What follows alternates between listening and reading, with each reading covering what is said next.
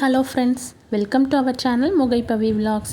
இன்றைக்கி நம்மளோட சேனலில் ஒரு ரெசிபி வீடியோ தான் பார்க்க போகிறோம். வாங்க எப்படி செய்யலான்னு பார்க்கலாம்.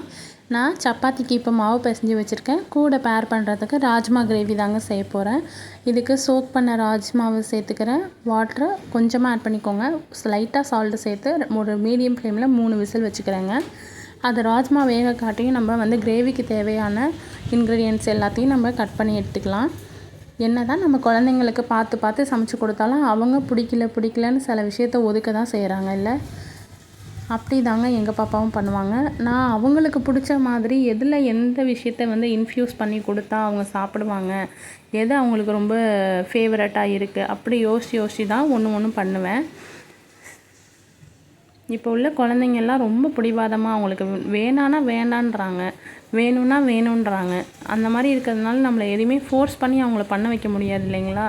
அவங்களுக்கு பிடிச்ச மாதிரி இருக்கணும், அவங்க விரும்பி சாப்பிட ஆரம்பிக்கணும். எந்த ஒரு விஷயத்தையுமே நம்ம ஃபோர்ஸ் பண்ணுறதுனால அவங்களுக்கு அது செட்டே ஆகாது எப்போதும். இப்போ நான் இதுக்கு தேவையான இன்க்ரீடியன்ஸ் எல்லாம் கட் பண்ணி எடுத்துக்கிறேன். இப்படி ஒவ்வொரு விஷயத்தையும் நம்ம பார்த்து ஹெல்த்தியாக செய்யும்போது தாங்க அவங்களோட ஹெல்த்து நல்லாயிருக்கும். நீங்களும் உங்கள் குழந்தைங்களுக்கு இந்த மாதிரி ஒவ்வொரு விஷயத்தையும் இன்ஃப்யூஸ் பண்ணி கொடுத்து பாருங்கள். கண்டிப்பாக அவங்க விரும்பி சாப்பிடுவாங்க. எந்த இடத்துலையுமே நோ சொல்லவே மாட்டாங்கங்க. இப்போ நான் இஞ்சி பூண்டு தக்காளி மட்டும் பேஸ்ட் பண்ணி எடுத்துக்கிறேன். மற்ற எல்லாமே ரெடி பண்ணி வச்சாச்சு. நம்ம வேக வச்ச ராஜ்மாவை எடுத்துக்கலாம். நல்லா வெந்துருச்சுங்க. இப்போது இதை நம்ம ஒரு பவுலில் ட்ரான்ஸ்ஃபர் பண்ணிவிட்டு நம்ம இதே குக்கரில் கிரேவி வைக்க ஸ்டார்ட் பண்ணிடலாம். ஆயில் சேர்த்துக்கோங்க. பிரிஞ்சி இலை, பட்டை, கல்பாசி, அன்னாசி பூ இதெல்லாம் சேர்த்துக்கிறேன். இது கூடவே வெங்காயம் சேர்த்து கருவேப்பிலை மட்டும் சேர்த்துக்கிறேன். இதில் நான் பச்சை மிளகாய் எதுவும் சேர்க்கலைங்க. கேப்சிகம் சேர்க்குறதுனால அதில் உள்ள மைல்டு காரமே போதும். நம்ம ஆஸ் யூஷுவல் எப்போதும் போல் நம்ம வீட்டு மிளகாத்தூள் யூஸ் பண்ணுவோம். ஸோ அந்த காரமே நமக்கு போதுமாக இருக்கும். அதனால் நான் பச்சை மிளகாய் எதுவுமே ஆட் பண்ணல. இது ரொம்பவே டேஸ்ட்டாக இருக்குங்க சப்பாத்தி கூட பேர் பண்ணி சாப்பிட்றதுக்கு. நான் அரைச்சி வச்ச தக்காளி இஞ்சி பூண்டு பேஸ்ட் ஆட் பண்ணிக்கிறேன். அது கூடவே கேப்சிகமையும் ஆட் பண்ணி நல்லா வதக்கிக்கிறேன். இது வதங்கினோன்னே வேக வச்ச ராஜ்மா அந்த தண்ணி கூடவே சேர்த்துக்கோங்க. இதோட வீட்டு மிளகாத்தூள் 1 ஸ்பூன் சேர்த்துக்கிறேன். கொஞ்சோண்டு கரம் மசாலா, கொஞ்சம் சிக்கன் மசாலா சேர்த்துக்கிறேன்.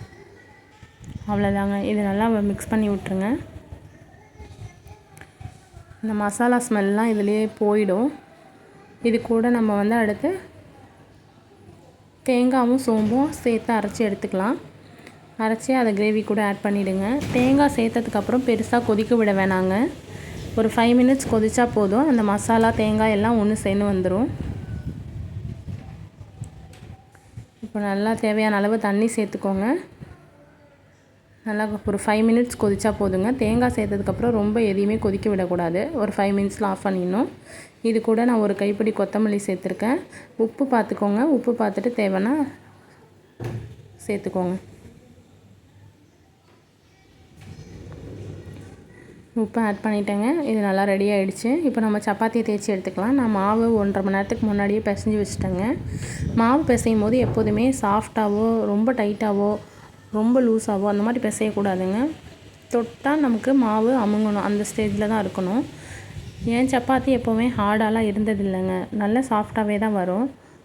அதே மாதிரி சப்பாத்தி சுடும்போதும் நம்ம ரொம்ப லோ ஃப்ளேமில் வச்சு திருப்பி போட்டு சுடக்கூடாதுங்க. அது ரொம்ப ஹார்டாகிடும் சப்பாத்தியை. ஓரளவுக்கு மீடியம் டு ஹை ஃப்ளேமில் வச்சு நம்ம கடகடன் போட்டு எடுத்துடணும். ஆயிலும் ரொம்ப ஊற்ற தேவையில்லை. லைட்டாக ஸ்ப்ரே பண்ணிட்டா போதும். ரொம்ப சாஃப்டாக வருங்க. ஃப்ளேம் கம்மியாக வச்சு திருப்பி போட்டிங்கன்னா சப்பாத்தி ஹார்டாகிடுங்க. இந்த ரெசிபி உங்களுக்கு பிடிச்சிருந்ததுன்னா கண்டிப்பாக லைக் பண்ணுங்கள், கமெண்ட் பண்ணுங்கள், ஷேர் பண்ணுங்கள். ஓகே, பாய்.